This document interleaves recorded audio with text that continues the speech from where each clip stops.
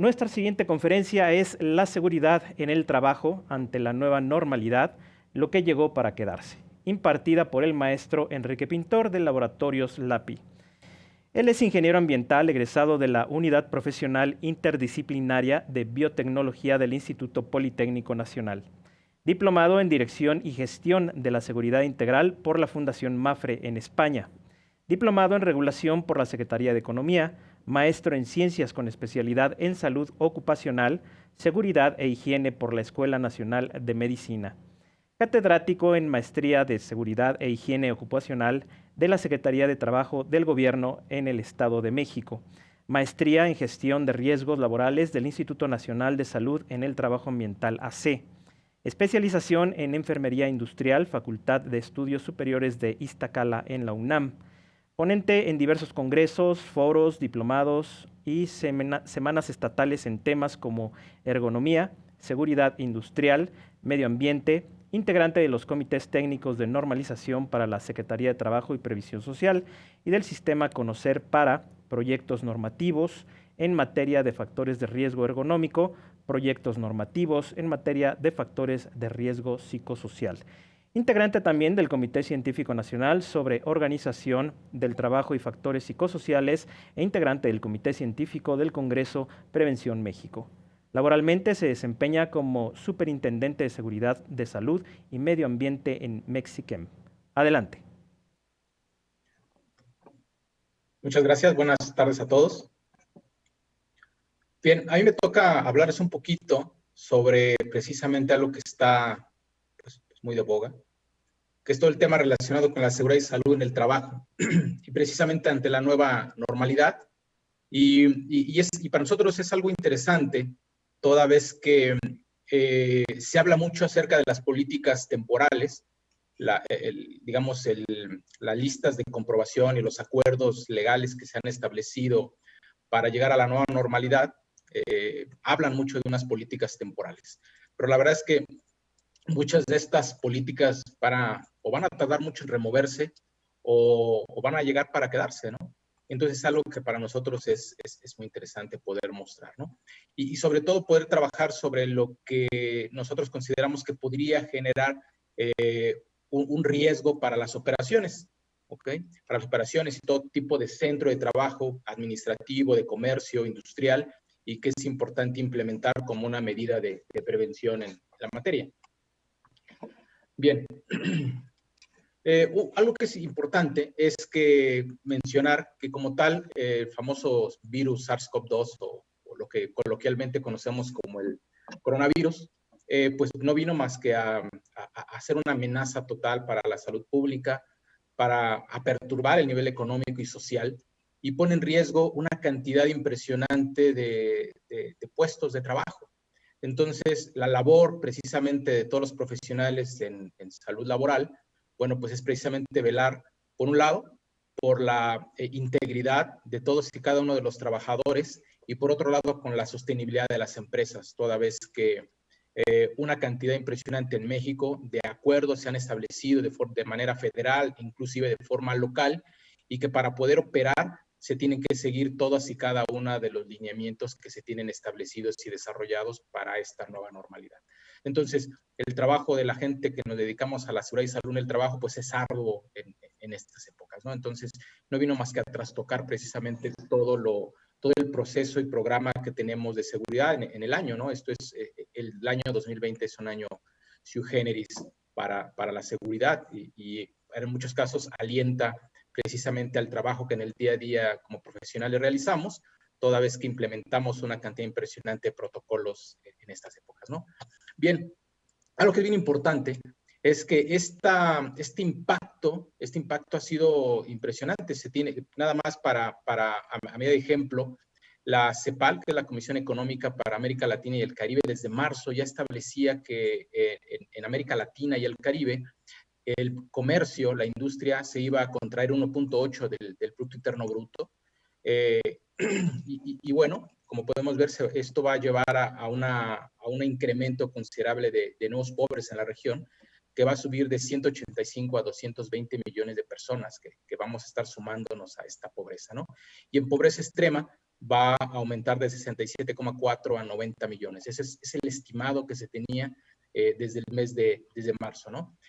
Mes a mes, semana a semana, nos damos cuenta que esta contingencia sanitaria no cede y por lo tanto seguramente estas contracciones económicas, estos niveles de pobreza van a estar incrementándose al cierre del año 2020.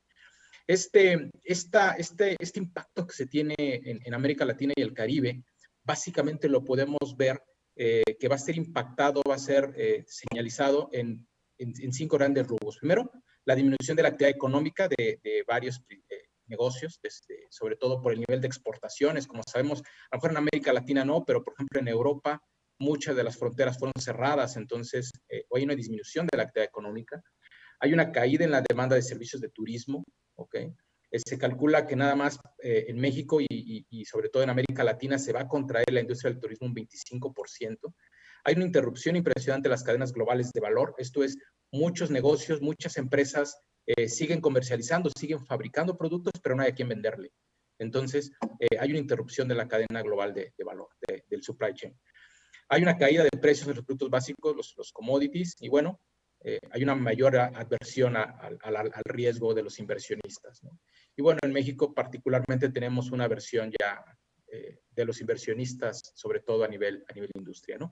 Entonces, todo este caldo de cultivo no hace más que hacer un impacto directo hacia la industria y evidentemente hacia la sostenibilidad de las plantas, hacia la sostenibilidad de los empleos. Bien, ¿cómo es que inició este derrotero que hoy tenemos hacia el finales del año 2020?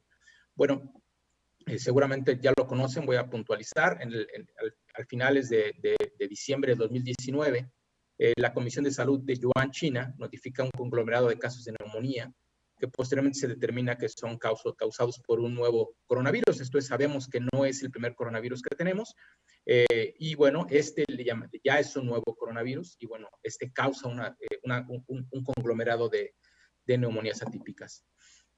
Un mes después, en enero de 2020, el Comité de Emergencias de la Organización Mundial de la Salud, bueno, establece como tal el nuevo brote, le llama 2019 nCoV, que es el novel coronavirus, y por sexta ocasión en su historia constituye una emergencia de salud pública de importancia internacional con la codificación ISP nivel 2. Posteriormente, el 29 de febrero de 2020, en México particularmente, la Secretaría de Salud de México anuncia el primer contagio de un hombre de 35 años en la Ciudad de México que venía procedente de un viaje de Italia. Posteriormente, el 11 de marzo, la OMS, la Organización Mundial de la Salud, caracteriza como pandemia a la infección del SARS-CoV-2 y a la enfermedad que produce el nuevo virus, el nuevo coronavirus, le denomina COVID-19. Esto es bien importante porque de repente en muchas ocasiones nosotros podemos adquirir productos que pueden decir, este producto está certificado para eliminar coronavirus, pero no significa que sea un producto eficiente frente al novel coronavirus o el SARS-CoV-2. Esto es, forzosamente tenemos que empezar a determinar que cuando hablamos de coronavirus es hablar de una gran familia de, voy a llamarle microorganismos, ¿ok? Pero el que hoy nos afecta científicamente se llama SARS-CoV-2 y tenemos que empezar a determinar que los productos, por ejemplo, de limpieza que podemos llegar a adquirir, pueda llegar a eliminar este tipo de productos, este tipo de virus, perdón. ¿Ok? Y bueno, finalmente para el 29 de abril, México declara el inicio de la fase que hoy prácticamente estamos, que es la fase 3 de la epidemia de COVID-19. Y bueno, sabemos que se tienen establecidos 5 fases. Nosotros nos mantenemos ya desde el mes de abril en la fase 3. ¿Ok? En este lapso, a nivel industrial, a nivel comercial y servicios, se han desarrollado una cantidad de acuerdos. Voy a mencionar 3 acuerdos que han trastocado la vida económica y social de México. El primero fue el 30 de marzo, en el cual se genera el acuerdo porque se declara formalmente una emergencia sanitaria, ¿ok? Generada por SARS-CoV-2 o el COVID-19. Entonces ahí empieza formalmente por parte del gobierno la emisión de una emergencia sanitaria. Posteriormente, el 14 de mayo, se establece un documento legal más que se llama la nueva normalidad, estrategia de reapertura de las actividades sociales, educativas y económicas. Entonces, este documento ya empieza a establecer los lineamientos mínimos que una organización debe de empezar a cumplir para empezar a operar. Y es aquí cuando el gobierno, a través del Diario Oficial de la Federación, describe todas las operaciones que se les denomina esenciales y que por lo tanto no es necesario que paren, al contrario, deben de mantener su apertura económica. Se suceden una serie de acuerdos, pero el último y más importante es del 29 de mayo, en el cual es el acuerdo por el que se establecen lineamientos técnicos específicos para la reapertura.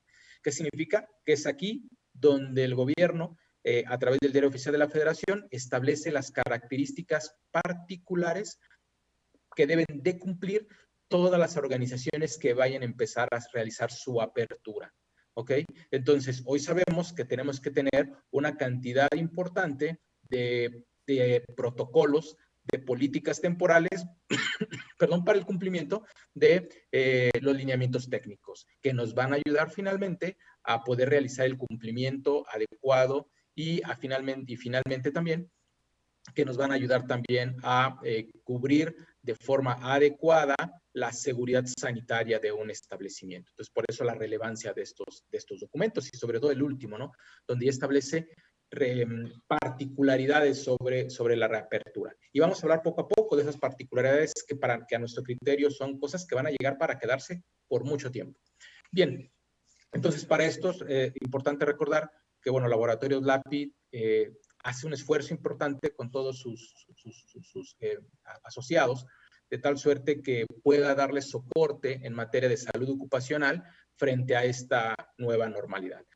¿Cómo empieza esta nueva normalidad? Eso seguramente lo han visto N cantidad de veces, en donde se establecieron 3 etapas. La primera etapa se le denominó municipios de la esperanza. Esa etapa concluyó en el mes de mayo. En esa etapa, como recordarán, se trataba de asegurar que una cantidad importante de municipios a nivel nacional realizaran una apertura, la cual en muchos de los casos no se dio. Pasamos a la etapa 2, en la cual hubo una reapertura general. Esto es, en este caso, en la etapa 2, había una preparación para reapertura, en donde los lineamientos hacia la nueva normalidad fueron establecidos para que en un lapso de 2 semanas una cantidad importante de centros de trabajo se preparara para realizar la apertura. Y finalmente estamos viviendo la etapa 3 de esta estrategia, que ahí nos hemos quedado desde mayo, que es la semaforización. ¿Ok? Entonces, y en el día a día, pues una cantidad impresionante de estados, o los 32 estados de la República, tienen o trabajan bajo un proceso de semaforización. Y algo que es importante es que nosotros tenemos escenarios. Hay escenarios que se han desarrollado como modelación, y como pueden ver, en todos los escenarios se tienen dado a conocer, se tienen conocimiento de que va a existir picos que van a durar aproximadamente 2 años. Entonces va a haber bajas y altas de contagios y fallecimientos derivados de la infección por COVID-19. Entonces, por eso la importancia de tener procesos sólidos para enfrentar esta nueva normalidad. ¿Ok? Bien, como ustedes saben, tenemos un proceso de semaforización, 4 colores, rojo, naranja, ámbar y verde. Cada uno de ellos tiene una cantidad de establecimiento de puntos que hay que cumplir. ¿Ok? Hoy, en prácticamente el 50% del país se sigue entre el semáforo naranja, en el cual solamente se permite la operación de actividades esenciales y reducida en no esenciales, así como un máximo cuidado de trabajadores vulnerables, ¿no? Y ha venido también sucediendo puntualizaciones sobre cuáles son las características para que un trabajador sea considerado vulnerable. Bien, siguiendo con esta nueva normalidad, se han establecido principios rectores que siempre debemos de mantener en mente, ¿ok? Uno, cuando nosotros realizamos este proceso, este soporte hacia la nueva normalidad por parte de los servicios que el API ofrece, se tienen que privilegiar en esencia 4 principios rectores. El primero es privilegiar la salud y la vida. ¿Ok? Es evidente que sabemos que si un trabajador llega a tener un contagio, la posibilidad de que se cree un brote dentro de la organización es latente y por lo tanto el soporte de un profesional debe de estar 100% dentro de la organización para que pueda orientar al patrón y con ello se pueda privilegiar, voy a insistir, la salud y la vida de todos y cada uno de los colaboradores que están en un centro laboral. El siguiente es la solidaridad y no discriminación. ¿Ok? De igual manera, establecer políticas fuertes, sólidas, sobre cómo evitar la discriminación cuando llegamos a tener trabajadores que lleguen a tener algún tipo de contagio, algún tipo de sintomatología derivada de COVID. El siguiente es la economía y eficiencia productiva, ¿ok? En el cual, con la intención de tener profesionales de seguridad y salud en el trabajo dentro de la organización, tiene la finalidad de poder dar soporte precisamente a las organizaciones, creando confianza en que van a estar cumpliendo todos y cada uno de los lineamientos que la nueva normalidad ofrece, así como una responsabilidad compartida, ¿no? Esto es, sabemos que es importante que el centro de trabajo, así como todos sus asociados, finalmente tengan una responsabilidad sobre la importancia que tiene el cuidado de la salud y el cuidado del centro de trabajo y la continuidad del negocio. ¿Ok?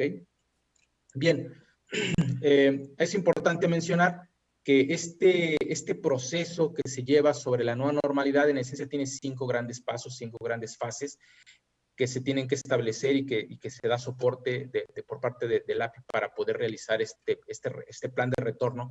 Y el primero es la planeación. Esto es saber en qué momento se piensa realizar una planeación del retorno a la nueva normalidad, el retorno a operaciones continuas. El siguiente es la información y capacitación de todos los trabajadores sobre esa nueva normalidad. ¿Cuáles son esas políticas temporales que tienen que cumplir a medida que van retornando a las labores? La siguiente fase son medidas de prevención de brotes de la empresa. Es establecer las estrategias necesarias para poder determinar qué hacer en caso de que la organización, el centro de trabajo, llegue a presentar un brote o alguna persona, algún trabajador que pueda ser considerado sospechoso. Finalmente, las políticas temporales. Aquí he sido un tanto insistente en donde, a pesar de que se ha establecido que existirán políticas temporales, muchas de esas políticas van a llegar para mantenerse por muchísimo tiempo, si no es que prácticamente formarán parte de la vida cotidiana del centro de trabajo, así como la vigilancia y supervisión. Esto es, al final de cuentas, ya que tenga establecido todo el proceso, yo tengo que demostrarle a la autoridad que tengo una vigilancia de todas y cada una de las estrategias y protocolos temporales que tengo establecido. Entonces, esta es la gran estrategia que se implementa, ¿no? Bien. Y nosotros en esencia establecemos una jerarquía de control para darle soporte. La primera, evidentemente, es la más importante, que es la eliminación, que es quedarse en casa. Entre menos uno se exponga a un riesgo, es mejor, ¿no? La siguiente fase sería la sustitución, que es el uso de tecnologías de trabajo a través de, por ejemplo, ese tipo de reuniones o de conferencias en donde lo hacemos a través de lo que hoy se le llama el teletrabajo o realizar actividades a distancia. La siguiente son controles de ingeniería que, sobre todo los lineamientos de nueva normalidad, privilegia a través, por ejemplo, de sistemas de limpieza, de sanitización, uso de barreras físicas, sistemas de aires acondicionados, ¿ok? Que van a ayudar a tener un control de ingeniería sobre la posibilidad de contagio. De igual manera, el control administrativo, en el cual seguramente han observado que se pide al menos el distanciamiento social mínimo de 1.5 metros. En muchos otros países se habla de 2 metros al menos, pero México ha privilegiado el distanciamiento de 1.5 metros. Evitar aglomeraciones de trabajadores, sabiendo en lugares específicos cuál es el aforo en el cual se puede tener como máximo en un sitio, así como primeros auxilios psicológicos, que vamos a hablar un poquito más adelante, ¿no? Y finalmente, el uso de equipo de protección personal, como puede ser el uso de cubrebocas o mascarilla, que hoy conocemos y prácticamente empezamos a conocer en esta época, que son las famosas mascarillas KN95, que hasta el año 2019 no sabíamos que existían, ¿no?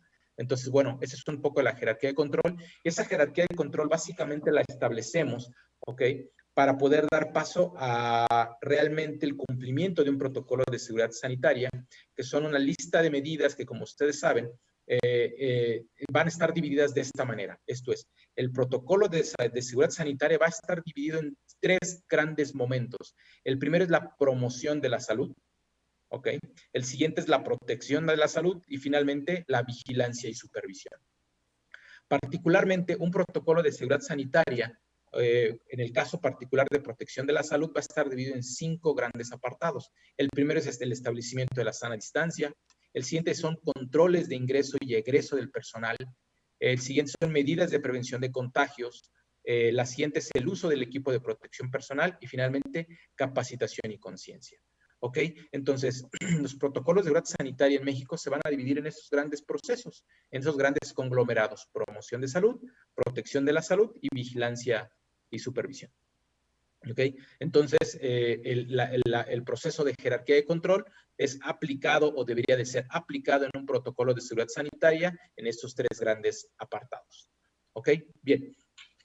Vamos aquí a dar algunas recomendaciones sobre aquellos puntos que nos parecen medulares que finalmente llegaron para quedarse frente a estos apartados de protección y promoción de la salud.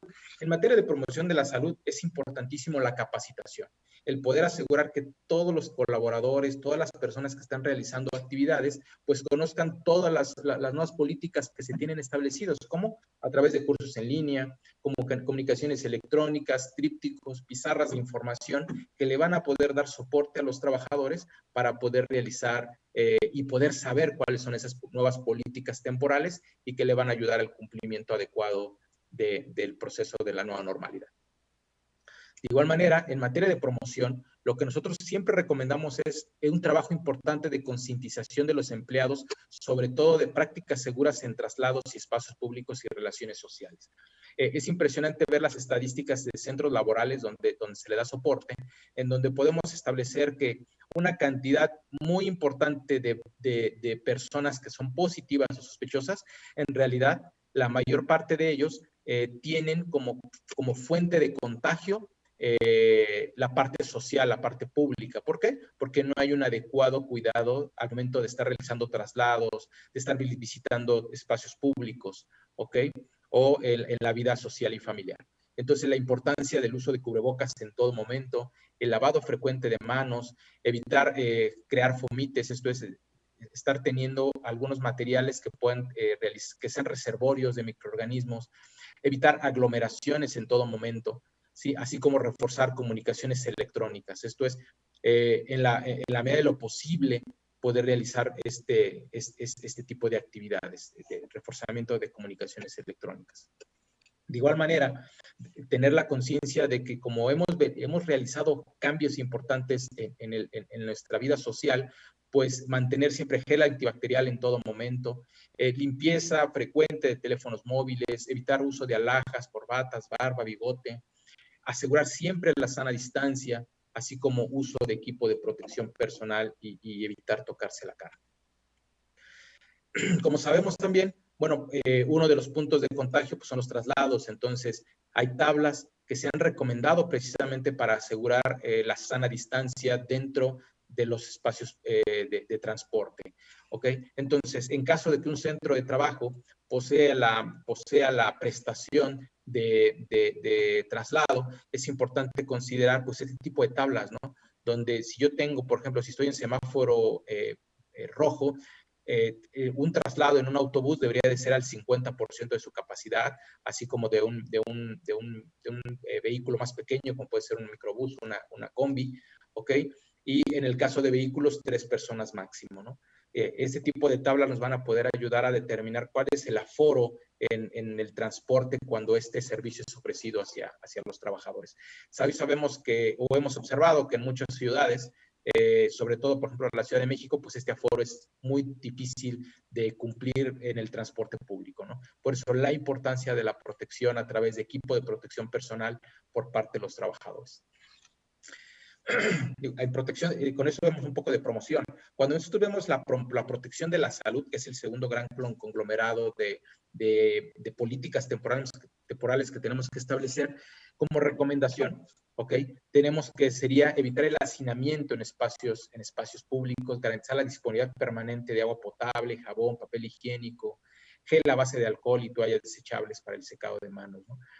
Y hoy sabemos que también la importancia de establecer horarios bien rigurosos para hacer uso de comedores, sanitarios, casilleros, ¿ok? Y cualquier otro tipo de actividad cotidiana dentro del centro de trabajo para evitar el contacto entre personas. Un proceso muy importante es el control del ingreso y del egreso. ¿Por qué? ¿Por qué lo consideramos nosotros importante? Porque una cantidad importante de centros de trabajo, como seguramente lo han visto, o de espacios públicos, dejan esta actividad a un vigilante. Y en muchos de los casos, seguramente si han observado, el vigilante no tiene conciencia plena de la determinación de la temperatura corporal como un filtro de ingreso o de egreso de la persona.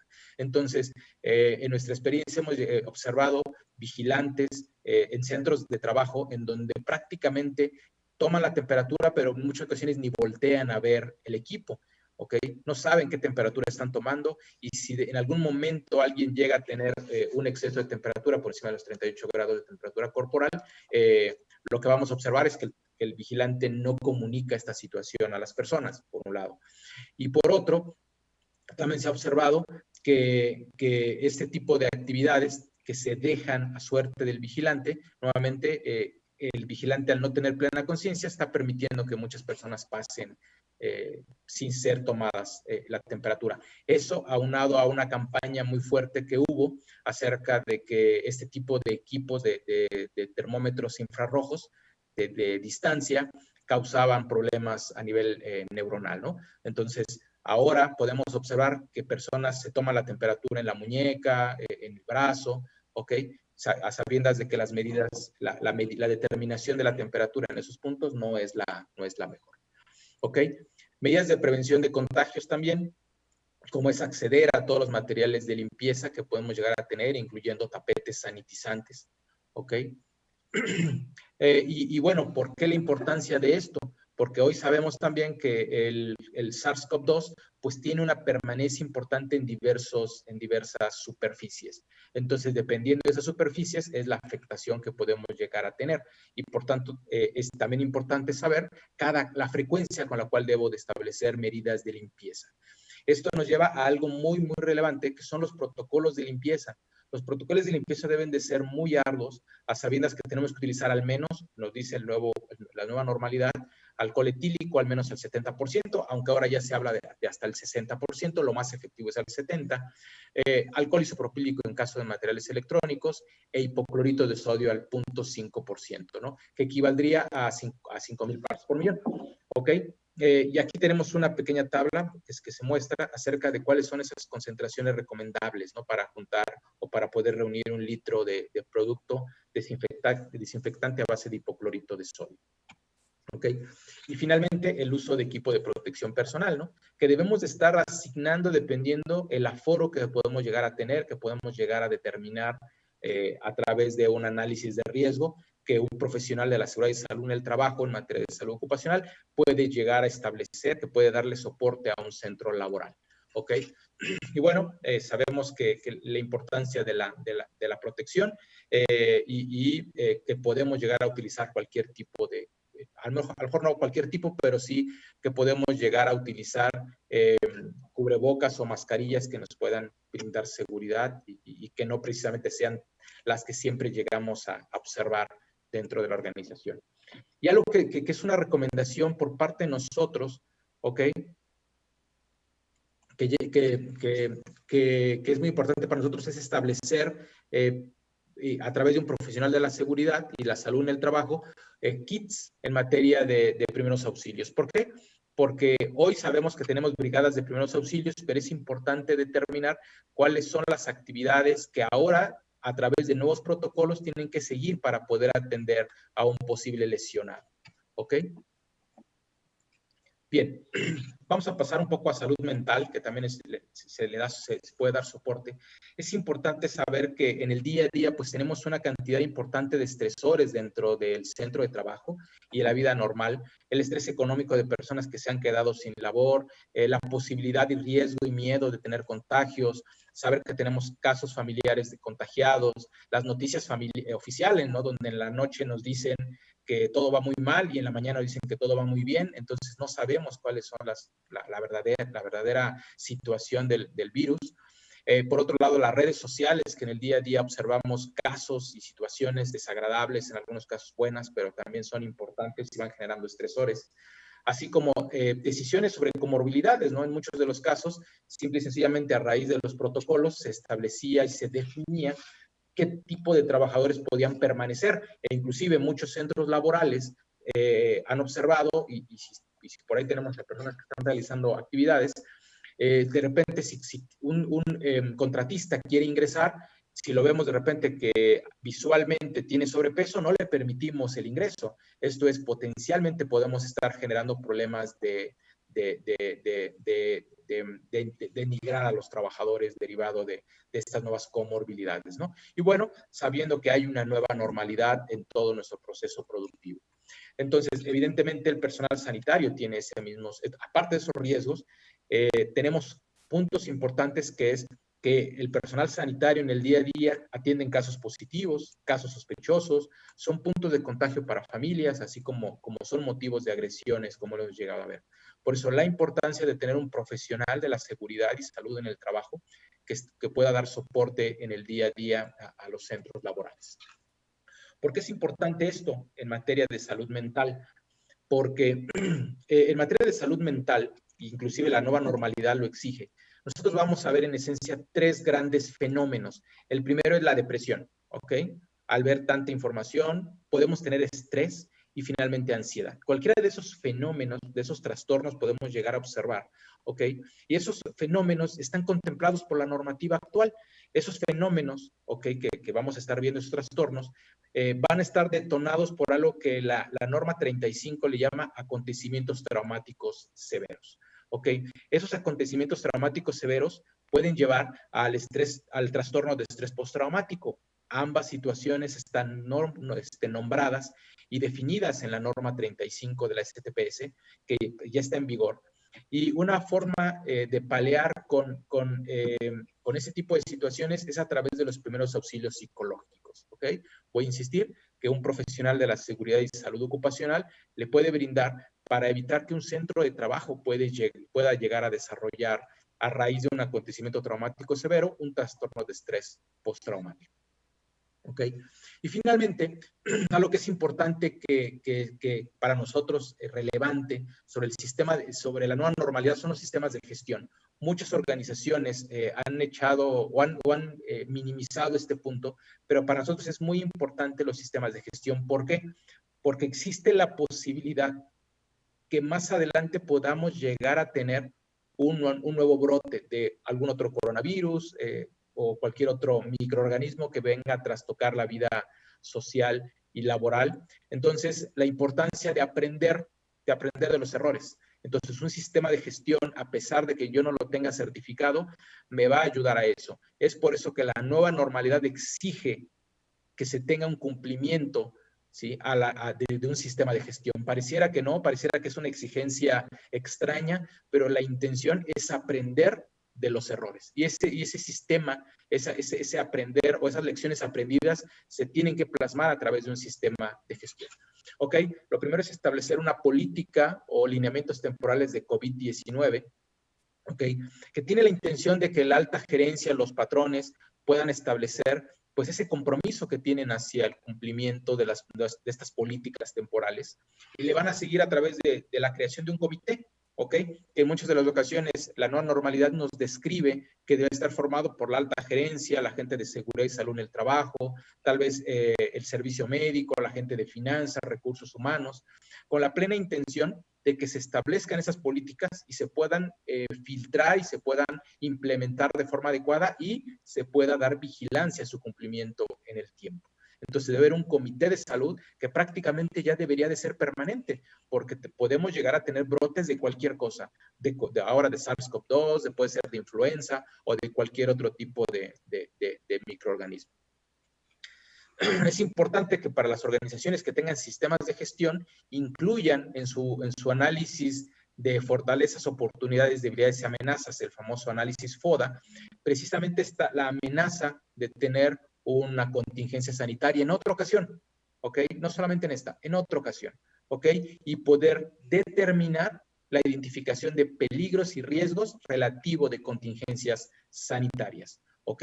Eso es importante, ¿por qué? Porque nuestra norma 30 de la STPS ya solicita tener precisamente un protocolo de seguridad sanitaria, y así lo menciona, un protocolo ante contingencias sanitarias. ¿Ok? Es por eso que quien ha recibido algún tipo de inspección del trabajo, es muy usual que le pidan, que se pide el cumplimiento de la norma 30.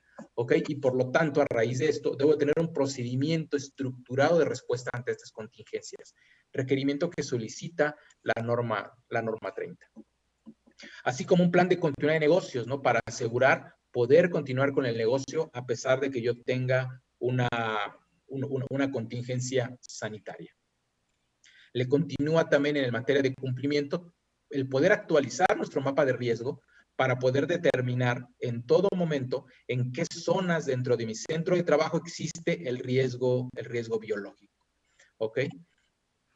Como les decía, y ser insistente en el cumplimiento de la norma 30, porque la norma 30 de la STPS ya exige un diagnóstico de seguridad que contemple riesgos biológicos, ¿ok? Así como contingencias sanitarias. Voy a insistir, es por estas dos situaciones de las cuales describe la norma 30 que se solicita su cumplimiento. Organizaciones que no la cumplen llegan a tener sanciones o inclusive el riesgo de clausura. Tener un programa de protección civil que contemple también riesgos sanitarios, tener una ayuda mutua, ¿sí? A través de centros de trabajo cercanos y poseer listados de emergencias, pero ya no un listado convencional de bomberos, protección civil, sino ahora saber tener un listado de organizaciones que me pueden ayudar y dar soporte en caso de contingencias sanitarias. Y evidentemente capacitar al trabajador. Son acciones, son actividades que en el día a día, pues un profesional de la seguridad y salud en el trabajo y el soporte que el laboratorio LAPI puede brindar, puede desarrollar en el día a día, ¿no? Y bueno, recordarles que derivado de la nueva normalidad, existen tres grandes obligaciones. Una es la autocategorización a través de 4 dimensiones, que es el tipo de actividad, el nivel de riesgo epidemiológico, el tamaño del centro y las características internas. Con esta categorización yo genero mi protocolo de seguridad sanitaria y establezco su lista de comprobación. ¿Ok? Toda esta información la pueden consultar a través de la nueva normalidad.gov.mx. ¿Ok? Prácticamente con esto yo estaría concluyendo y ser muy insistente en que, como acaban de ver, gran parte de las situaciones que acabamos de describir son políticas que ya no van a ser temporales, son políticas que van a continuar en el tiempo. Seguramente vamos a estar hablando en el 2022 de las mismas políticas que ya no van a ser temporales. La importancia de tener profesionales de la seguridad y salud en el trabajo dentro de la organización para que le puedan dar soporte a los centros de trabajo, darles asesoría, ¿ok? Y con ello poder asegurar la continuidad del negocio. Y lo último, y un punto muy importante, como les decía, tener un protocolo importante de seguridad sanitaria, tener un protocolo importante de salud mental, ¿ok? Y finalmente aprender de las lecciones que nos está dando este brote epidémico, ¿no? Yo me despido con esta frase, básicamente es el mundo que conocimos por nuestro descuido y arrogancia, pues lo hemos perdido, ¿no? Se perdió, y por lo tanto, desde lo laboral, tenemos que construir uno nuevo, que ahora debe ser seguro, decente y ahora más que nunca debe ser saludable. ¿Ok? Entonces, yo con esto concluyo. Agradezco a todos su tiempo invertido por escucharme. Insistir en que el Laboratorio LAPI les puede brindar soporte en materia de seguridad y salud en el trabajo frente a esta nueva normalidad. Muchísimas gracias. Maestro, haciendo un poco referencia a esta última frase que acaba usted de mencionar, tenemos algunas preguntas, tenemos 3 minutitos para contestarlas, y una de ellas dice, ¿por qué piensa que los gobiernos reaccionaron tarde al COVID-19?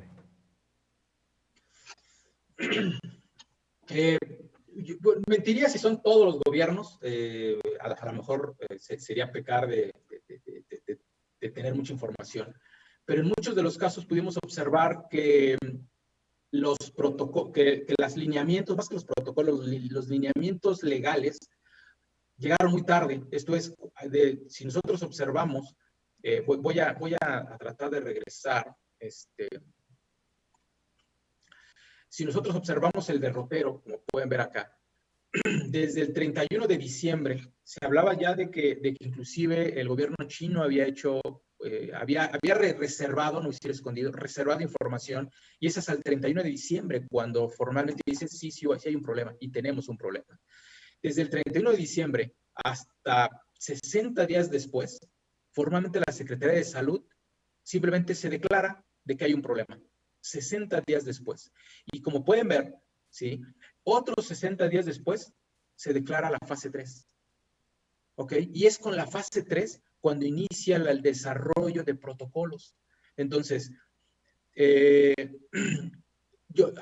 hace un tiempo nos hicieron una auditoría en una empresa, esto es una empresa, hizo una auditoría externa para el cumplimiento del protocolo de seguridad sanitaria, y de repente me preguntaban, oye, ¿qué opinas de la auditoría? ¿No? Y yo les decía, no saben, la persona que me hizo la auditoría no sabe mucho de lo que me está preguntando. Pero le digo, pero a su favor, ¿quién tiene experiencia el día de hoy frente al virus SARS-CoV-2? Nadie. Estamos aprendiendo sobre la marcha. Esto es, no es un delito, ¿ok? Porque todos estamos aprendiendo, todos, ¿eh? Nadie tiene la fórmula mágica frente a para este gran problema, ¿ok? Vamos a salir, no sabemos cuándo, pero no existe la fórmula mágica, porque si existiera, ya algunos hubiéramos salido. Espero haber contestado la pregunta. Hilando otra pregunta con esta frase última que acaba de mencionar, también nos pregunta el auditorio, ¿estamos preparados para regresar al 100% a la nueva normalidad en cuanto lo permita el semáforo y las autoridades, o qué nos falta? Bien, es una pregunta bastante filosófica. Yo les podría decir que los lineamientos de la nueva normalidad no son malos, al contrario, me parece que son muy buenos. Inclusive, yo les podría decir que otros países en Latinoamérica los han copiado, ¿ok? Pero el punto acá ya no depende del gobierno. Acá depende de la responsabilidad compartida, como lo decía en algún momento, que debe de tener todos y cada uno de los centros de trabajo, esa conciencia que tenga sobre la importancia del cumplimiento de los protocolos. Una correcta implementación y seguimiento de los protocolos va a ser la diferencia entre tener o no un brote epidémico dentro de mi centro de trabajo. ¿Ok? Por eso la importancia de tener un profesional de la salud ocupacional, ¿okay? Que nos pueda brindar soporte y asesoría sobre cómo realizar nuestro mejor soporte en esta materia, ¿no? Es una completa responsabilidad del centro de trabajo. Pues muchísimas gracias al maestro Enrique Pintor de Laboratorios LAPI. Nos conectamos en punto de las 18 horas con nuestra última conferencia de este primer día de actividades de Clean and Healthy MX Summit Expo 2020. Medidas preventivas para el COVID-19 impartida por el doctor Irving Jacome Galarza, director en Ciencias Químico-Biológicas de la Federación Nacional de Químicos Clínicos, la CONAQUIC. Continuamos.